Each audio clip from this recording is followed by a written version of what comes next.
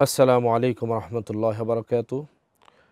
প্রিয় দর্শক এবং শ্রোতা ভাই এবং বোনেরা, এখন আপনাদের সম্মুখে আমি আলোচনা করতে চাচ্ছি জাকাত না দেওয়ার পরিণতি। কোরআন হাদিসের দৃষ্টিতে তাদের কি পরিণতি হবে সে সম্পর্কে। নাহমাদুহু ওয়া নুসাল্লি আলা রাসূলিহিল কারীম, আম্মা বা'দ, ফাউযু বিল্লাহি মিনাশ শাইতানির রাজীম, বিসমিল্লাহির রহমানির রহিম।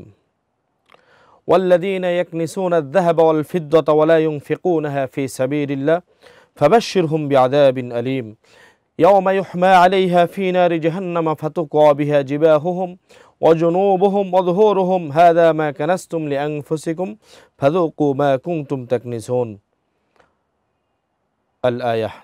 وقال رسول الله صلى الله عليه وسلم من أتاه الله مالا فلم يؤد زكاته مثل له يوم القيامة شجاعا أقرع له زبيبتان يطوقه يوم القيامة أو كما قال النبي عليه الصلاة والسلام.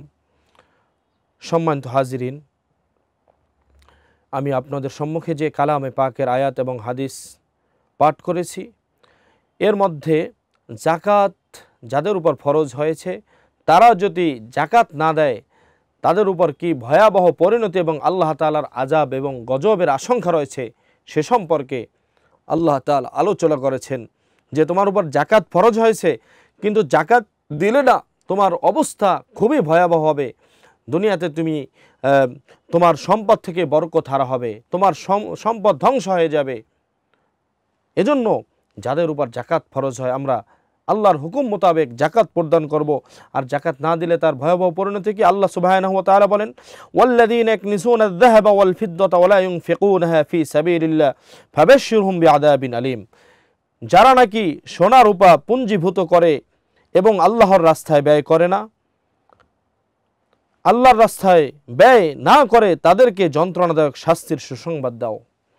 যারা নাকি স্বর্ণ রৌপ্য জমা করে আর গণনা করে, শুধু আল্লাহর রাস্তায় ব্যয় করে না, আল্লাহ সুবহানাহু ওয়া তাআলা তাদেরকে তিরস্কার করে, তাদেরকে টিটকারি মেরে বলেছেন তাদেরকে সুসংবাদ দাও। আযাবের শাস্তির কি কোনো সুসংবাদ হতে পারে? এটা তো স্বাভাবিক একটা প্রশ্ন আমাদের ভিতরে আসে। শাস্তির কোনো সুসংবাদ হতে পারে না, কিন্তু আল্লাহ তাআলা মানুষদেরকে তিরস্কার করে বলেছেন যারা আল্লাহর হুকুম জাকাত আদায় না করবে তাদেরকে শাস্তির সুসংবাদ দাও। কেমন যেন আমাদের ছোটবেলার কথা মনে হলে এমন মনে হয় যে আমরা যাদেরকে ভয় পেতাম, যেমন আমাদের মা বাবা, বড় ভাই, চাচা, দাদা, আমরা ছোটবেলা তাদেরকে ভয় পেতাম। মা বলতো যে তোমার বাবা বাড়ি আসুক বা তোমার বড় ভাই বাড়ি আসুক, তাকে বলবো তুমি ঠিকভাবে স্কুলে যাও না, ঠিকভাবে পড়াশোনা করো না, তুমি আমাদের কথা শোনো না। যখন তোমার বড় ভাই কিংবা বাবাকে বলবো, তোমার ওস্তাদের কাছে নালিশ করব, তখন সে তোমাকে যে শাস্তি দেবে তখন বুঝবা মজা কি।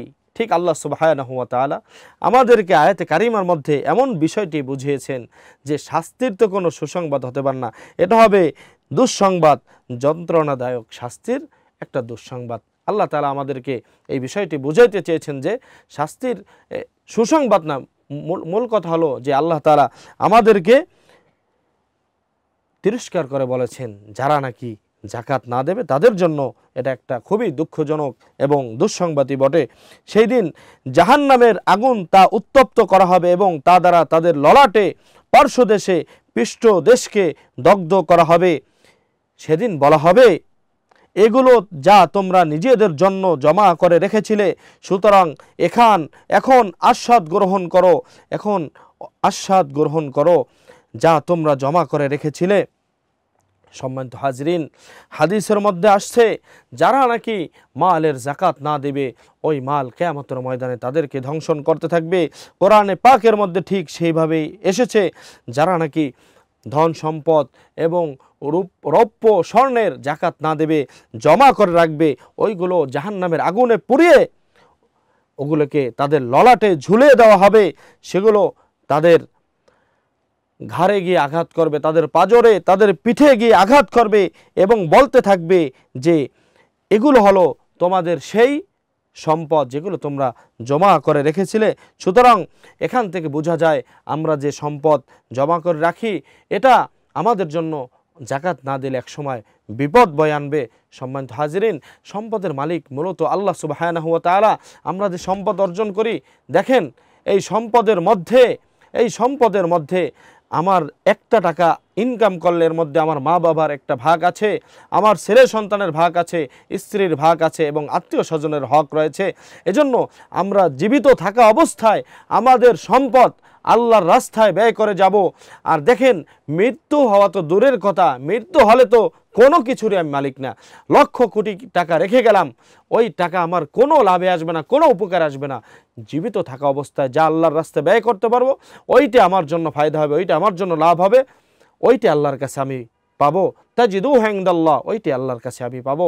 সম্মানিত হাজিরিন, এজন্য আমাদের হালাল ইনকামের অর্থে যে জাকাত আসে, ওই জাকাত আমরা সঠিকভাবে পালন করব। আর জাকাত হারাম ইনকামের মাধ্যমে, আমাদের যদি হারাম ইনকাম থাকে, ওই ইনকাম দিয়ে আমরা জাকাত আদায় করলে আমাদের জাকাত আদায় করা হবে না।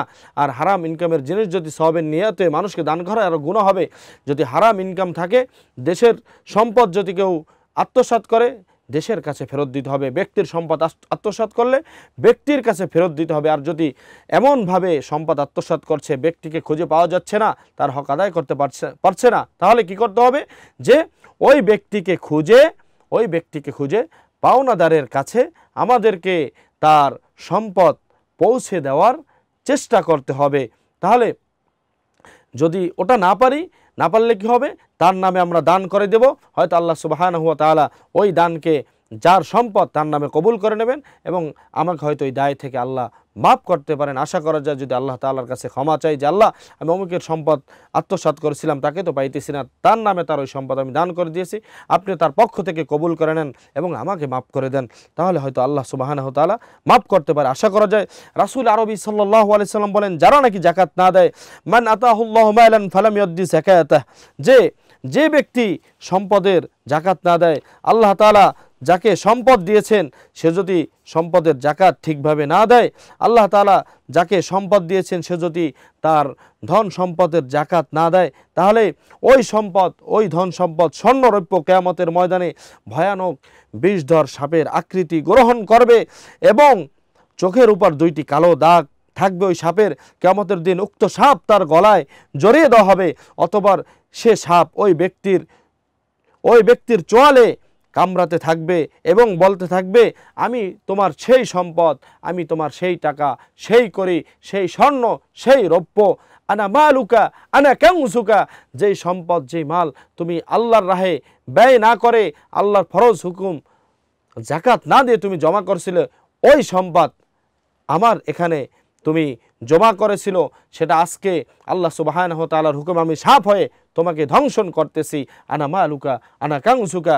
এজন্য আল্লাহ সুবহানাহু ওয়া তাআলা আমাদের উপর যে যাকাত ফরজ করেছেন, কোরআন ও হাদিস অনুযায়ী যেভাবে আমাদেরকে যাকাত দেওয়ার বিধান দিয়েছেন, সেভাবে আমরা যাকাত যেন দিতে পারি এবং যাকাতের হক আদায় করতে পারি।